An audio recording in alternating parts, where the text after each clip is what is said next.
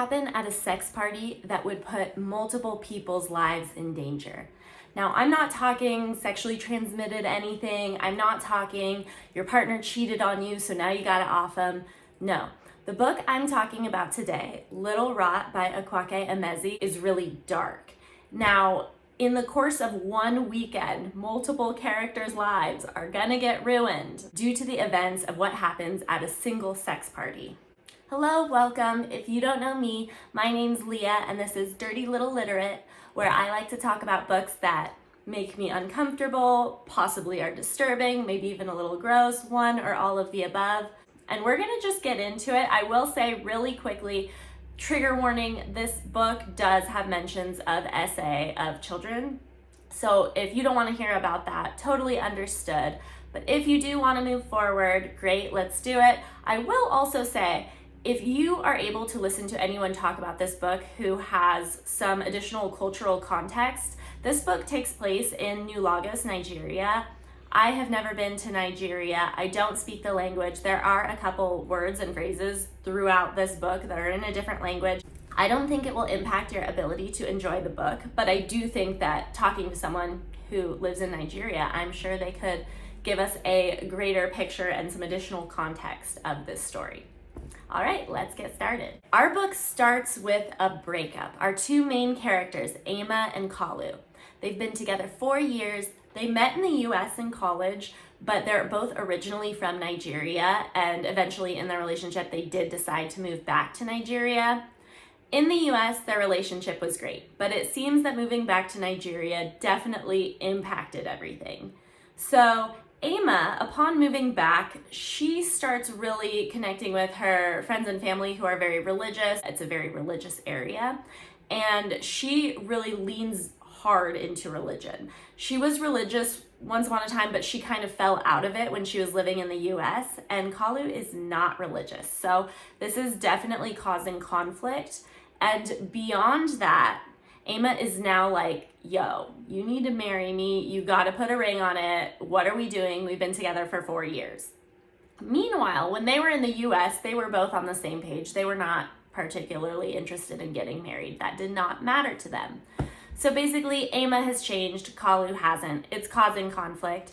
Now, she does have a hard time ending the relationship because she does feel that he's one of the few men in New Lagos who she feels doesn't cheat on his partner. She's thinking all the men out there are cheating on their girlfriends and wives, and the wives and girlfriends even know it, and they've just accepted it. And that's how she feels. That's her opinion. So she does have a hard time letting go. She thinks of like the stereotypical man in New Lagos as Kalu's best friend, Ahmed. Now, Ahmed is like player, party boy. He's notorious for hosting these sex parties, and Ama's like, oh, but my man would never go to one of those parties. She's tolerant of the fact that Kalu is best friends with someone that's constantly throwing these crazy sex parties, specifically because Ahmed and Kalu have been best friends since childhood. Now, similarly, Ama has a best friend from childhood, Ijendu, who she's very close with, and this is who she goes to after the breakup for support. Now, for additional background, Ama is totally a goody two-shoes, especially since she's leaned harder back into religion. She has never done drugs. She really doesn't drink. And she's having a rough day. After this breakup, she's going through it. And I think she's kind of having this knee-jerk reaction of like, I'm gonna lean super hard in the opposite direction of how I normally am. Her best friend, Ijendu, is party girl. And so it's like similar to the friendship of Kalu and Ahmed. They're totally polar opposites. Ijendu loves to party and go crazy. Ama's the goody two-shoes. Now, she decides she's gonna go out clubbing that night with Ijendu to get her mind off of everything. And she also decides she's gonna get super drunk and she is going to accept every single pill that's offered to her. So she is kind of buck wild at this club, and we sense while her and Ijendu are dancing together that Emma is feeling some type of way about Ejendu. It's kind of surprising. They've been friends since childhood, but you know, they're dancing together the way girlfriends do. But like, she's looking at Ejendu kind of crazy, and Ejendu's like, oh, is this making you feel better going out tonight? And Emma's like, well, do you really want to make me feel better? She's definitely insinuating, like, if you want to really make me feel better, you know what to do. And Ejendu's like, don't be getting started with something that you're not ready for. And Emma's like, I am so certainly ready. Let's do this. So they're taking it up a notch on the dance floor. They're getting kind of hot and heavy, and they decide they're going to go back to Ejendu's house. Now, Ejendu is super rich thanks to her wealthy goddaddy, and she actually has a personal driver. And you can tell Ejendu is definitely like pretty wild. She's definitely the party girl, because her driver does not seem even fazed in the slightest about the fact that Emma and Ejendu are hooking up in the back of the car. But they're not just making out, like the clothes are coming off there, doing some stuff, and he's looking bored over here. It's crazy. They go back to Ejendu's house, they have sex, and they are definitely changing the vibe of the best friendship. So after getting dumped by Emma, what does Kalu do? He also goes to seek comfort in his best friend by attending one of Ahmed's sex parties.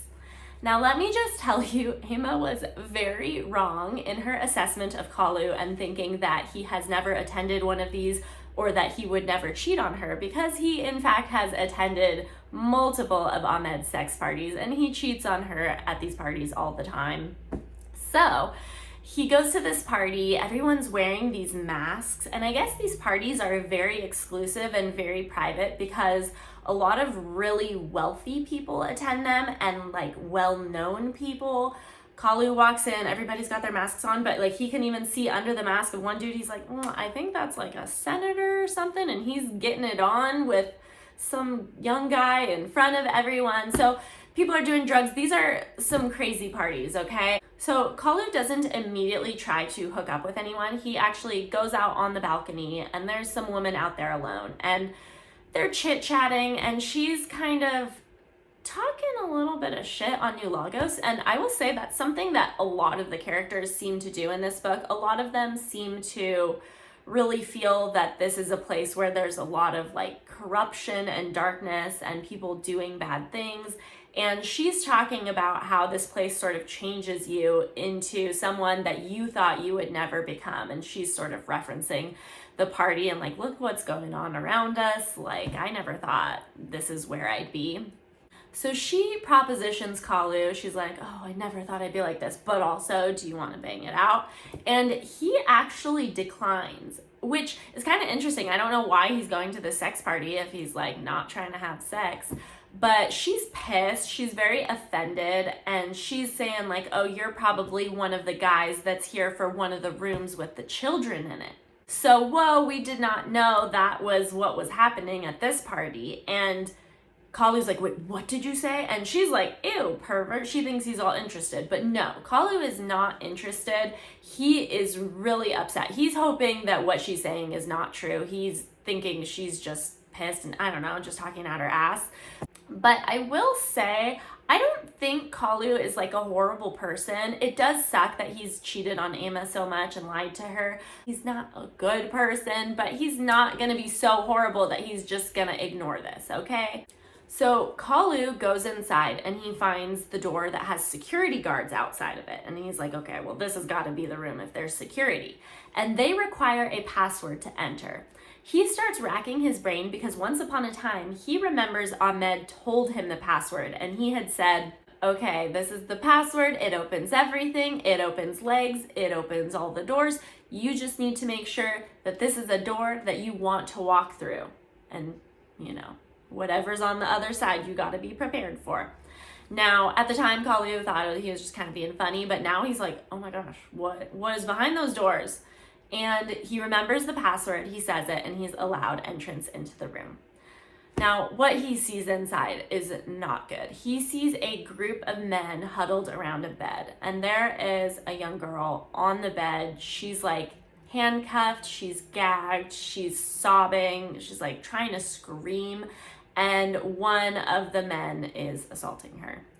Now, Kalu is just absolutely enraged, and he goes and he pulls this guy off. He throws him on the ground. He's like hitting him. He's getting ready to like stomp him where it's going to hurt the most, but a security guard is able to intervene and he throws him out. Now, Ahmed, his best friend, the one who's hosting the party, comes and finds him, and he's like, you can't be doing that to my guests. What are you doing? You couldn't have waited your turn? So Kalu is pissed. He actually punches Ahmed in the face. He's like, are you kidding me? You're the one orchestrating this. You're letting these men do something like that to a young girl, a child. And he's like, oh, she's not a child. She's a sex worker. She's been doing this since she was, 14 probably. And he asks how old she is, and she's 17. So she is a minor. So he's already like lying. But Ahmed tries to downplay the situation. He tries to have this like nice, tidy situation of like tied up with a bow. This is how it happened. You don't need to freak out, because he's saying that she's a sex worker who was paid very well to do something that she agreed to, which was, okay, he's saying, I have these clients that like the idea of sleeping with children, and they like the idea that the person is going to be resisting it, like a horrible, horrible thing.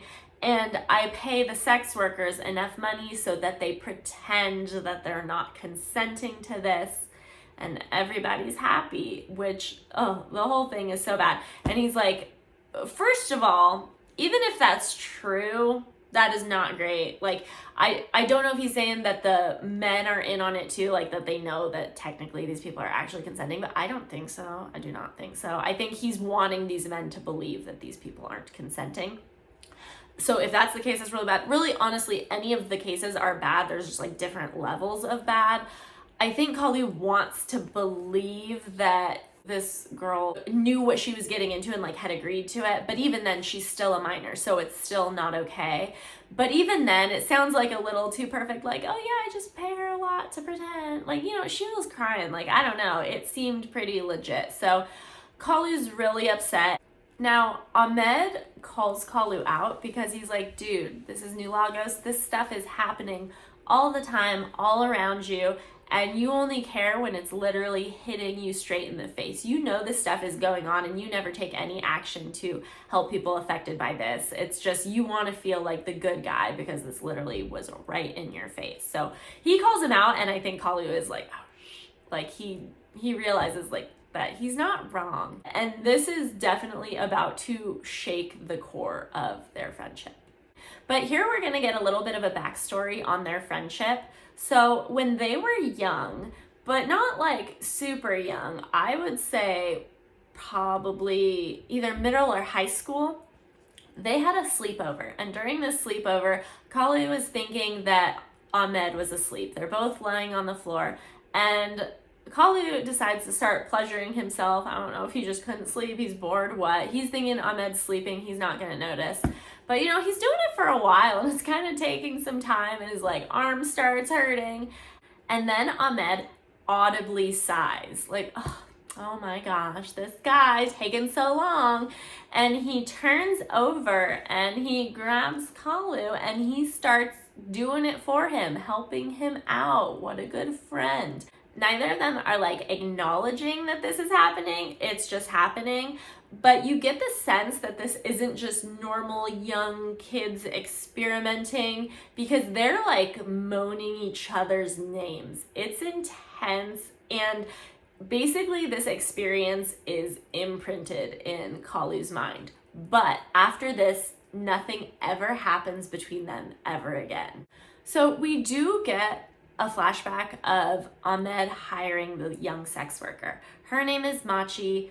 As I said, she's 17, she's a minor, but she felt like she was agreeing to the situation. She knew she was supposed to act like she wasn't consenting, but again, because she's underage, she cannot consent. However, the madam that Ahmed worked with to hire Machi, she doesn't treat Machi well. It's not a good situation. So after Ahmed and Kalu get into a fight and Kalu punches him, Ahmed is not feeling good. He really cares about Kalu, and the fact that Kalu is thinking so poorly of him, it's really bothering him. So he actually decides to go and check on Machi, the young girl, to see how she's doing, which is not something he normally does with the sex workers that he hires, but he goes, checks on her, hey, are you okay? She's trying to go home, but he's like, no, it's dark out. I don't feel comfortable with you going out, which again is crazy. She's like, dude, I do this every night. Like, I don't know why you think you're saving me for trying to keep an eye on me for one night. But anyway, he offers for her to stay at his place. He's like assuring her, like, no, I'm not trying anything. I just don't feel comfortable with you going out in the dark. Please stay here. And so basically you can tell he's doing this, trying to assuage his guilt and to be the person he feels like Kalu would want him to be. So after this, Ahmed, he's upset and he wants to take his mind off of everything. So what does he do? He decides to go to another sex party. He's like, okay, the one that I was throwing, not working, but this very same night, let me go find a different sex party that I can attend to take my mind off of things. So after the party, after Kalu left, he's super upset. He's also really upset because of his breakup. So it's like now a double whammy because Emma and Ahmed are the two most important people in his life. And now his relationship with both of them has just been majorly impacted. So he decides to get super, super drunk to the point where like he has his phone, he's like throwing it at the wall, it cracks. Like he's sloppy. He decides to go out on the town in the middle of the night. Like this is early hours, totally dark out. He's just sloppy, wandering around everywhere. He ends up on a train. And while he's on a train, he sees some guy looking at him. And he's kind of not sure, like, do I recognize him? He looks a little familiar. And then the guy says, hey, I know you. You're the one who jumped on the pastor at the party. Now, Kalu recognizes this guy. He's like, oh, snap. He's one of the bartenders at the party. And then he's like, pastor? I jumped a pastor? What? Now, the bartender starts saying, dang, dude, I'd be afraid if I were you. I would not just be walking around out here. Did you think nothing was going to happen to you after what you pulled on Daddy O? So once Kalu hears Daddy O, he starts freaking out. He's like, Okanosho?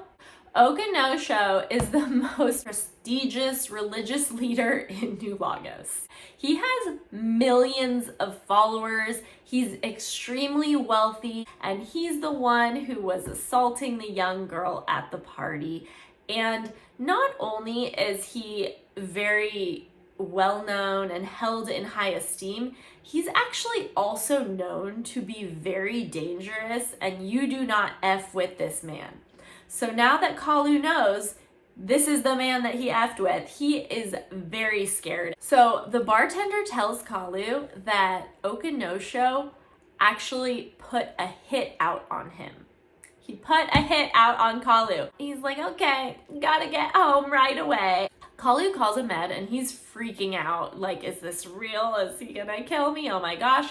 And when he calls Ahmed, the phone is answered, but it's not Ahmed on the other line. And Kalu hears a man laughing, and it is not Ahmed. And he suddenly feels sick to his stomach. So there's something about knowing that Ahmed is with another man that is making Kalu feel sick. So just throwing that out there, okay? So who is this man that Ahmed is with? Well, as I mentioned, he decided to go to another sex party. This is his friend Rakaya. It's her party, and their friendship has been a little rocky in the past. There was a point at which she suggested they throw a queer sex party together, and he's like, why would I do that? And he basically was very adamant that he was straight, and Rakaya is like, wait, huh? You're joking, right? Are you serious? You don't know? Like, she thought it was basically hilarious that he would even suggest that he's straight. She did not seem to think that. Now, he gets with a lot of ladies, don't get me wrong, but I think she also feels that he's interested in men as well. And he was extremely defensive about this. They got in a whole tizzy over it, which makes sense. Like, you don't want someone like laughing at you when you're struggling with your sexuality. So makes sense. But eventually she apologized. They made up. But anyway, this is her sex party, and she is known to have queer sex parties, and he is aware of that, and that's what he's going to. Now, Ahmed has only ever had sex with women. There was that one instance he had with Kalu where he helped him out a little bit, but that's the extent of his experience with men. Now, at this party, I think he's just kind of like, F it. He's upset about Kalu, and he decides to sleep with a man. Now, he doesn't just sleep with any man. The man that he meets at this party is actually a famous actor, and so he recognizes him, and he decides to sleep with him. His name is Seyun. Now, they go to the bedroom, they have sex, it's hot and heavy, it's intense, and that's who Kalu hears on the phone when he calls Ahmed. Now, the morning after they have sex, it's clear that Seyun wants to go again. He was feeling it. He wants to keep the momentum going. And Ahmed doesn't care. He's like, dude, I gotta go, whatever. And Seyun starts getting a little pouty, a little butthurt. And Ahmed, he escalates. He's like, don't be a little bitch. He's like hella rude about it. And so Seyun's butthurtedness absolutely multiplies. And so, bummer. And Ahmed leaves. And that's that.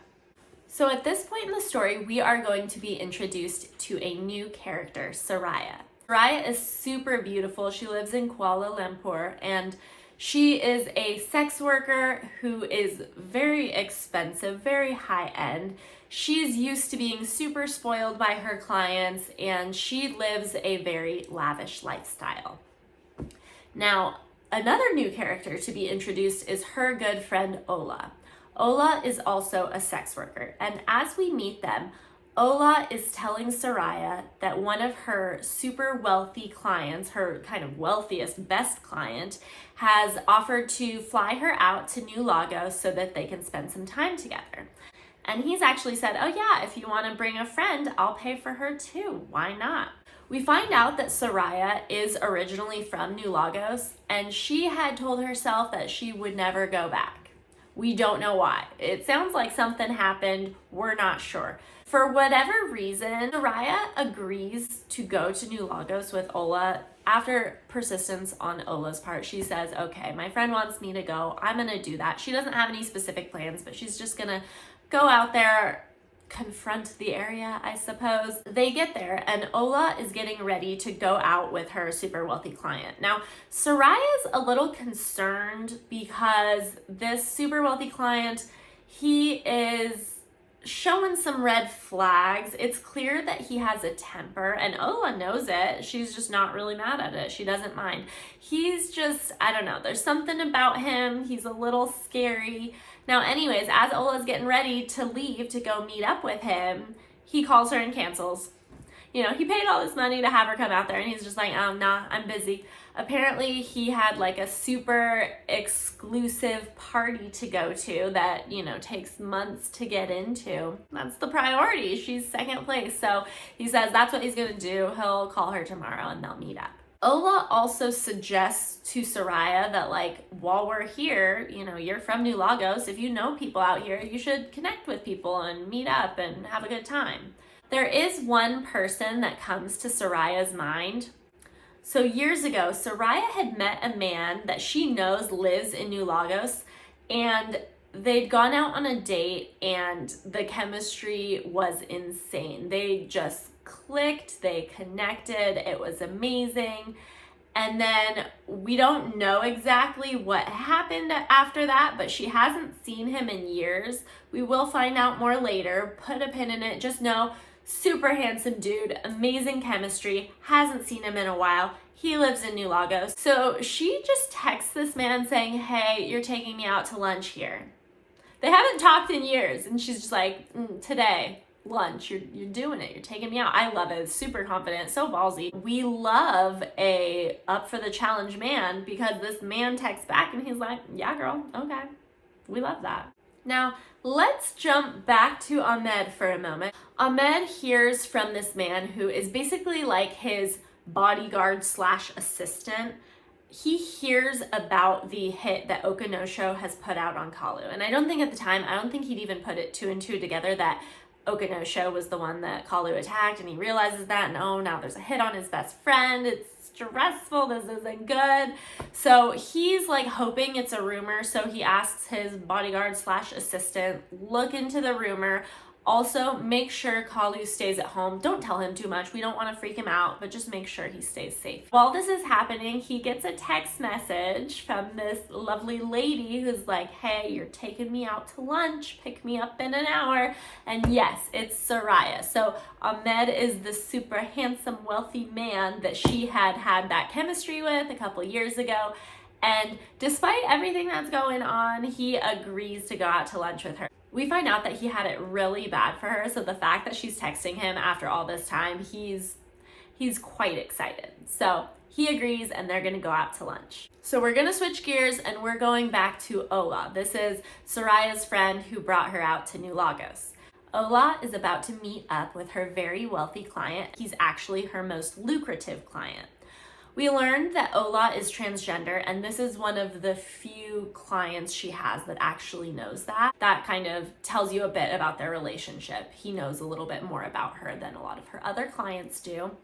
Now, we find out that the reason this man is so wealthy is because he's one of the most prominent religious leaders in New Lagos, and his name is Thomas Okonosho. So let me back up here and just try to connect all the dots for you. So Ola, her super lucrative client, is Okonosho. Okonosho is the man that Kalu attacked. Kalu is best friends with Ahmed. Ahmed is out to lunch with Soraya, and Soraya is Ola's good friend. Do you got all that? Does that make sense? Rewind, replay that.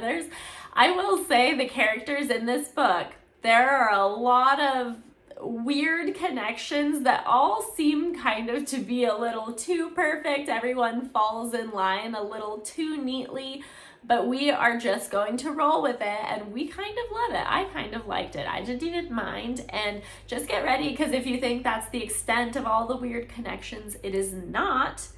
And I'm gonna hit you with another one right quick, because Ola goes to meet up with Okonosho. They're going out to lunch, and once she walks in, she sees that he's already sitting with another woman, and she's annoyed, like, what is going on here? So as she walks up, he's like, oh, hey, this is my goddaughter, Ijendu. Now, you may not remember, but Ijendu, we met her in the very beginning of the story. Ijendu is Emma's best friend that she just slept with for the first time, who I told you she has a wealthy goddaddy. Her goddaddy is Thomas Okonosho, who has a hit out on Kalu, who is her best friend Emma's now ex. So make that all work in your brain, okay? So he brought Ijendu to the lunch for reasons that aren't really important. He wanted to connect her with Ola for certain reasons. So after lunch, Ola and Okonosho, they go, they have sex. He also tells her about what happened at the party he went to where Kalu attacked him. And after they have sex, he's asleep. Soraya calls Ola, and you can tell she is trying to convince Ola to convince Okonosho to spare Kalu's life. She's calling Ola like, hey, as a favor to me, can you get Okonosho to go easy on Kalu because he's Ahmed's friend? Now, Ola is annoyed. She doesn't care about Kalu. She doesn't care about any of this. She doesn't really want to get involved, but because Soraya is her friend, she does decide to do her this favor. Now, when Okonosho wakes up, she's like, hey, you know how you told me about that guy who stepped to you at the party? Well, I think I have an even better idea of how you can handle him. So we find out that Ola, in her own way, is deciding to help, but it is not the way that Soraya would want her to help. It's the way that Ola thinks is realistic, that could actually help. And with her method, Kalu probably won't die. And so after she tells Okanosho her plan, he's like, oof, I knew you were wicked, but I did not know you were that wicked. So we're like, dang, what did she just tell him? And did she actually just make it worse? I don't know. To expand on Ahmed and Soraya right now, while all this is happening with Ola and Okanosho, obviously they got lunch. Ahmed told Soraya about Kalu. So she's trying to help him out. And we get more of the backstory on Ahmed and Soraya. And it turns out that after that first date that they had, where their chemistry was amazing and insane, you know, they've been in communication, but only a week after meeting, something horrible happens. Now, we don't know for sure, but I think it's a safe bet to make that this was one of Soraya's clients. She is basically held hostage by a man for days. And he's doing horrible things to her. And at one point, she's finally able to sneak in a call, and Ahmed is the person she calls. I don't know why, but apparently that chemistry must have been super intense if she's already like, this is the person I trust, this is the person who I want to help me. Now he comes and he saves the day. He's able to get Soraya out of there. We end up finding out eventually that apparently he killed that guy for her. And she's like, oh, you killed him for me? That's so sweet of you.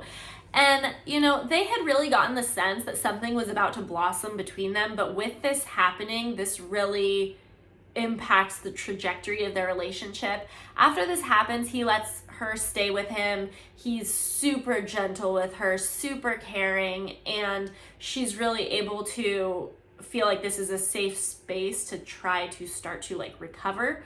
Now, he doesn't try anything, but she does initiate sex with him as a way of like reclaiming her body and kind of ownership of that. And the sex ends up being super amazing. And so they have this great time. And the whole time there's basically this energy that this would be a connection that would result in a super powerful relationship had this horrible thing not happened. But she feels like she needs to heal, and she can't have Ahmed be the one to like put back the pieces together. She needs to do that for herself. So she decides to leave, and she tells Ahmed not to contact her. And he cared about her so much that he respects that, even though he really wanted to over time. So they're out to lunch, and after Ahmed has informed Soraya of everything that went down with Kalu and Okanosho, and after she calls Ola, even though there's all this drama going on, they're really enjoying spending time with each other. Even though it's been years, they just like pick up where they left off, and there's just, again, that real instant connection between them. And they're having a great time until all of a sudden, Ahmed gets a text, and he's like, I gotta go right now. And she's like, what the hell's going on? He's like, I can't tell you, sorry, call you later, bye. And she's pissed. This is uncomfortable. So yeah, what's going on? So we find out that the text that Ahmed got is from Seyun, which is the actor that he had slept with the night before. And the text is a screenshot of a video of them having sex. Ahmed had no idea that he was being filmed, and he would not have been okay with that. Now, the screenshot is sent with a message saying, if you don't want to see this all over the internet, you better send me your address so we can discuss this. Ahmed is absolutely enraged, but he needs to take care of this. So he meets up with Seyun at his house. And when he gets there, Seyun is already there, and Ahmed is radiating like the biggest dick energy possible because he's acting like he is just so unbothered. So he gets out of his car and like goes up to his front door, and like Seyun is there, and he just walks right by him and doesn't even acknowledge him, and he just like leaves his front door open so that like Seyun can walk in after him. But he just seems like bored by Seyun's existence, which is not the reaction that Seyun was hoping to get. Ahmed is basically like, okay, so what do you want? Were your feelings hurt by how I left you this morning? Do you want to make me angry? And then he's kind of like touching him as he says this, like kind of like stroking his face, and he's like, or did you want some more of this? And Seyun, like, he sees that Seyun's getting goosebumps, so he's kind of feeling it a little bit. Because, you know, the whole thing was earlier that morning, he was all butthurt that Ahmed didn't want to sleep with him again. So, like, I think the thing being, like, he's still into that. He still kind of wants that. And so Ahmed takes this opportunity to seduce Seyun, but like he does it in a crazy way. And I will just say that like throughout this book, there's definitely a lot of sex scenes involving Ahmed, and he has some crazy sexual energy, okay? So with his partners, whether it's women or men, he is super dominant and he gets rough, but it's always like with the partner's consent. But like some of these scenes, you're just like, whoo! He basically pushes Seyun's head down, you know, and Seyun's like down for it, okay? And then he hits Seyun in the face while he's down there, and Seyun is like still into it. And it's like, okay. They end up starting to have sex, and while they're having sex, Seyun ends up saying like, okay, but just don't forget, we still have business to discuss. Which, let me tell you, this is a bad idea. He should not have brought this up. So while they're still having sex, Ahmed tells him to shut up. But then he keeps going. He just keeps saying, shut up, shut up, shut up, shut up. And he's like yelling it over and over and over again. And as he's doing this, he wraps his hands around Seyun's neck and he starts choking him and just saying, shut up, shut up. And he's like still having sex with him. It's horrible. It's horrible. And oh gosh, so he just keeps doing that until Seyun stops moving. Now, after he stops moving, Ahmed starts saying, wake up, stop playing with me, don't scare me like that, come on, wake up. But he knows it's too late. He knew what he was doing. This wasn't like an accident. He didn't just get carried away. Even in the moment, as you're reading it, like you find out, like he knew what was happening. And then after the fact, he decides to like start giving him chest compressions, even though he knows he's dead. And it's kind of like this thing that we see throughout the book of him sort of struggling with his own moral character. He knows that Seyun's dead. He knows he did this on purpose, but he wants to feel like he's the kind of person that at least tried to save him. It's not like he feels guiltless. So he's sitting and staring and like crying, and he's not doing well. So that happened. I wasn't expecting that, okay? That's crazy. Oh. So we're gonna zoom out on Ahmed for a moment, and we are going to zoom in on Emma and Ejendu.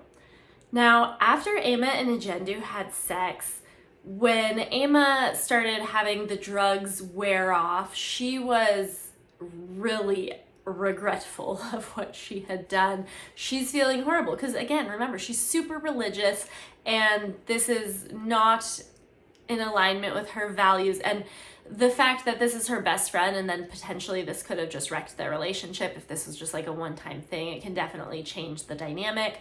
So she is like begging God for forgiveness the morning after, and she's just feeling horrible. She's thinking to herself that, you know, she never should have let anybody get in her head about marriage. Like, she'd been happy with Kalu before she started overthinking everything, and she starts thinking like she wants to get back together with Kalu. So Ejendu is a good friend. She figured that Emma would probably want some space, so that's when she went out to lunch with Okanosho, her godfather, so Emma could have some time alone. And when she gets back, she totally tries to make it seem like nothing's different. She doesn't bring up anything about what happened, and that's much to Emma's relief. And she's like, so what are you thinking you're gonna do about Kalu? And Emma tells her about her plans, that she's gonna try to get back together, and Ejendu's really happy for her, so that's awesome. And while they're like driving around and just kind of exploring, and while they're driving, Ejendu's like, oh, you know what? We should go see Ahmed because he lives nearby. They're like in the neighborhood, and he probably has some insight as to whether or not Kalu is going to be open to getting back together. Now, all of them have spent a lot of time at Ahmed's house. It's not weird that they would just pop over. This is something that they would do very casually normally. And like they even have the key to his house, so it's nothing too strange. So they go over to Ahmed's house to pop in, and when they get there, they see that the door is open. Emma and Ajendu walk into Ahmed's house, and at first they don't see him. They're calling his name, but Emma is the one to stumble upon him first, and he is just like sitting down, like totally still in shock. Just, he doesn't look okay, and he's just like staring at something, and she looks and she sees that he is staring at Seyun's body, and she is absolutely shook. She's horrified. She can't believe what's happening. She does not want anything to do with this at all. Now, meanwhile, Ajendu has a very different reaction. She doesn't have as much of a horrified vibe going on. She's like, get your shit together. We gotta get this taken care of. I have a plan. I know what we can do. And it's like, why do you have a plan? Why do you know what we can do? Why are you so ready to stumble upon a dead body and handle it? And I also think it's like crazy, like, why even get involved? Like, this isn't your problem. Like, why are you gonna be like, you know what, please allow me to be an accessory to this? It's super crazy. What is her idea? She says they need to wrap up Seyun's body, put him in a blanket, and then put him in the trunk of Ahmed's car. Emma is totally not about this. She wants nothing to do with this, but it's a really uncomfortable situation to be in, because what are you gonna do? Like, now that you know this happened, if you don't tell the police, you're already in trouble, but you're also like not really excited to have to go tell the police. Like, this is someone you've known forever, and then your best friend is also involved. You don't want to get her involved and like get her in trouble. So she's like in a super sticky spot, and she's sort of pressured by them, like, hey, you're already involved. It's too late. You have to go along with this. And she feels pressured and she feels horrible. She doesn't want to do it, but she ultimately agrees. They put Seyun's body in the trunk, and Ajendu takes them to her goddaddy's house, Okonosho. Now, to clarify, Ajendu has no idea about Okonosho being at Ahmed's sex party and everything was called. Like, she doesn't know about any of that. However, she does know that her goddaddy's a little sketchy. She knows that he like might be able to help with this situation. And Ahmed, he obviously knows that Okonosho put the hit out on Kalu, so he also knows that Okonosho is sketchy. Emma's like, what are we doing here? Why are we at the pastor's house? What would he have anything to do with this for? Like, what is going on? So she's kind of totally clueless in the dark. Meanwhile, let's get back to Kalu. So Kalu is at home, and when he wakes up that morning, he wakes up to the sound of the apartment intercom, and the security guard is telling him that there's someone there with a package for him. But Kalu is not anticipating any package, so he's like, oh hell no. He does not have a good feeling about that. He says, to be on the safe side, he tells the security guard to turn this guy away. He doesn't want it. Now, he peeks out the window and he sees this person that's talking to the security guard, looking like they're talking pretty animatedly, like kind of an intense conversation that's like not warranted for like a package delivery. He's like, you know what, I gotta get out of here. He tries to call Ahmed, but as I'd mentioned, he'd thrown his phone when he was drunk the night before, and so his phone, it's either broken or he didn't charge it. He's like not sure, but it's not working, so he can't call Ahmed. He peeks out the window again, and he sees that this man who was supposedly delivering the package has gone around the building out of view of the security guard, and he is climbing over the fence to get in. So now he's like, okay, I absolutely need to leave right now. This is not okay. I don't trust this. So he goes, he runs off, he gets in his car, he's speeding away, and he's like driving insanely recklessly. He's like, I'm sure they know what my car looks like. I'm gonna need to ditch it, but like first he's just trying to get away. He ditches the car, he has some cash on him, and he basically hops on the bike of a young man and gives him hella money. He's like, I need to disappear. And the guy's like, yeah, I got you. So apparently helping Kalu disappear means taking him to the strip club. This young man takes him to a strip club, but supposedly it is the type of place where people who are trying to disappear go. So once he's there, he tries to borrow someone's phone because he wants to get in contact with Ahmed, but he doesn't have his phone number memorized, so he's like having to email them on this stranger's phone. And basically all his eggs are being put in the basket of Ahmed's gonna see my email and he's gonna know what to do and he's gonna help me out. Back at Okonosho's, he tells Ejendu he wants to talk to Ahmed in private. Now he tells Ahmed, hey, look, I will spare your friend's life on one condition. And that condition is that Ahmed needs to deliver Machi, the young sex worker that Okonosho had been assaulting when Kalu found him. He needs to deliver Machi to Okonosho. And Ahmed does not love that. He's feeling pretty hesitant. He's pretty skeptical. He's trying to get a reassurance like, you're not gonna hurt her, are you? Which, I mean, he's not gonna do anything good to her, okay? And he's like, no, it's just another job for her. Ultimately, Ahmed agrees. This is his best friend. He doesn't want him to die. And so he agrees that that night he will deliver Machi, this young sex worker, to Okonosho. Question mark, what is gonna happen? We don't know. After leaving Okonosho, Ahmed goes to Soraya's and he calls her, he tells her he's downstairs. She's pissed, but she still agrees to let him come up. And once they're together, she's trying to figure out what happened, what's going on. She wants him to be transparent with her. He's really trying to distract her, change the subject. He's like kissing on her and she's like, she likes it, but she still wants to know what's going on. So she keeps persisting. And he's saying stuff like, why do you always try to see me? Because basically, like, why do you need to know the real me? Why do you need to know everything? Can't you just kind of accept the fake version of me that I usually give people? And she's like, I could never be scared of you, you know? Like, it's a whole thing. They're having like a weird dramatic moment and they're like starting to go at it, like, and basically, because she kept persisting, he tells her, okay, fine, I'll tell you what I did today, where I went. I went and I killed someone. And he's still like pleasuring her. And so we're like, okay, what is she gonna do? What's gonna happen? She does not stop him. And she's still like into what they're doing. And he's like thinking she would stop him naturally. So he's like, tell me to stop. Tell me to stop. And she's like, no. She's like, don't put that on me.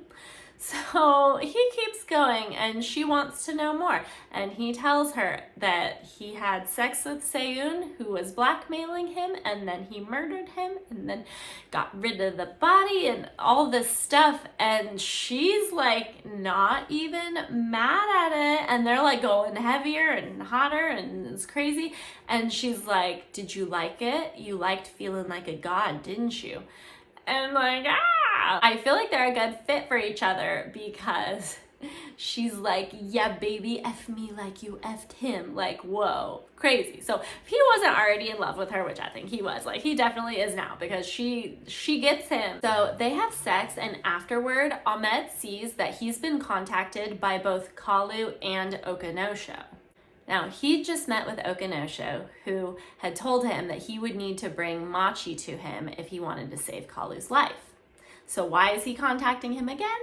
Now he's saying, actually, also, I want you to deliver Kalu to me. I can't really find him and, you know, I'm just having trouble and I promise I won't hurt him. I have a whole different idea, you know, it'll be fine. Now, that's crazy. Like, are you about to deliver your friend to his death? But the thing is, if he doesn't, there's no way that Okonosho isn't gonna kill Kalu, like if that's what he wants to do. So appeasing him might be the only thing he can do. So he's like, he's gonna agree to deliver Kalu and Machi to Okonosho for TBD, we don't know what's gonna happen situation. And then he also gets Kalu's email. So he's like, okay, I gotta go rescue my guy. And Soraya's not about to be left behind. She's like, ride or die, like, I'm in it, let's go. So they go to the strip club together. It's interesting because we do see that Soraya totally notices that when Kalu and Ahmed see each other, she's like, oh snap, Kalu is in love with Ahmed. Like, I can totally clearly see that. But I don't think Ahmed knows. I'm not really sure if he knows, but like, dang, this is some potent stuff, okay? So while she's thinking this, she gets tapped on the shoulder. She turns around and it's some old man, and she's just immediately feeling uncomfortable. And he's like, I thought it was you. I couldn't be sure. I can't believe it's you after so long. And she's like, do I know you? And he's like, Zainab, you disappoint me. And she is immediately on super high alert. This man just referred to her by a name that she has not used since she was much, much younger. And she's like wanting to throw up. She feels horrible. And we get a flashback. This is a very upsetting flashback. When she was 12, she was regularly essayed by an older man. It was a horrible experience. He was very violent with her, and he would do these horrible things to her and like say, Zainab, you disappoint me. The words that just came out of this old man's mouth. As she realizes it's this same man who she has not seen in forever, and she wants to throw up, trying to get away. And he's like, what? You don't need to be afraid of me. And he's like following her. The girl is not 12 anymore. She goes and reaches down, and on her like inner thigh, she has this sheath that she keeps that has a knife in it. She goes down, she grabs her knife, and she straight stabs this guy in the kidney in the strip club in front of everyone. But she's so like casual and like smooth about it that people don't even realize. Like, she does it like it's no big thing. She just like stabs him and like walks away to Ahmed like, hey, we need to go, and tries to like make sure they sort of walk out casually, not draw any attention to the situation. But girl just murdered a man, and now they're out, okay? After this, Soraya insists that Ahmed takes her back to the hotel. She's kind of pissed. She knows it's not really Ahmed's fault, but she's kind of blaming him anyway because she's just so upset that she ran into this man and that all of this happened. Now, once she's back at the hotel, she's telling Ola what happened and that she is out of here. She needs to leave. She does not want to be in New Lagos anymore.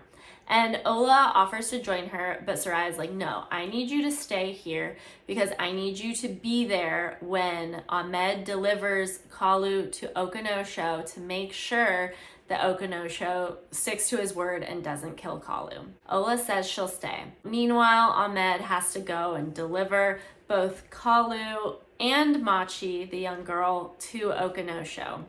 But like he's having them like delivered separately. They're not just all cozy hopping in the car together. And he goes in to talk to Okonosho before anything happens. And this is where we find out Okonosho's diabolical, horrible plan. Okay, it's so upsetting. Okay, so Okonosho is basically saying, you know, Kalu thinks he's better than everyone, but we're all the same in God's eyes, and he needs to face justice. He's saying that the Holy Spirit spoke through Ola to give him a plan of how to enact justice for what Kalu did to him. He wants Kalu to recognize in himself, like, hey, you're not better than anyone else. So his plan, he tells Ahmed that Kalu needs to have sex with Machi in front of Okonosho and everyone else. So basically, Machi's the one that Kalu rescued and tried to save from Okonosho at the beginning of this, and who he was so disgusted by what Okonosho was doing. And now Okonosho's like, now you're going to be the one to do it too. And you're going to be just as bad as me, aren't you? And it is such a gut punch. This is such a horrible situation to be in. And Okonosho tells Ahmed, like, hey, you're gonna need to be the one to tell him what's going down. Okonosho's saying, oh, you know, this girl is gonna get paid enough to retire, meaning Machi. She's gonna be set. And the upsetting thing is, like, well, there's like 500 upsetting things about this. One of the upsetting things is that realistically, this is more like about the idea of Kalu's integrity than about the like literal act, because as upsetting as it is, Machi does this every day, and a lot of the men that she does this with are probably a lot more violent and care less about her welfare than Kalu will. So to her, this is really no different than any other day. But for Kalu, this is like going to break his understanding of who he is as a human being, question everything about himself, and just kind of destroy his soul. So it's a horrible situation to be in, and Ahmed tells Kalu, and Kalu, he's obviously destroyed. This is the worst thing he could be told, so he either has to die or do this with Machi, who's underage, and it's so sad, it's so upsetting, and he even thinks like, should I just die? Is that better? But ultimately, you know, human instinct is to preserve life, and he ends up agreeing to it. Oh! So, in the room with everyone watching, including Ahmed, Okanosho, Ola, Kalu does the deed, and he has sex with Machi in front of them, and it's absolutely devastating for him. He's horrified with himself, he's humiliated. Afterward, on the way home, Ahmed is thinking to himself how he can't tell Kalu so many things.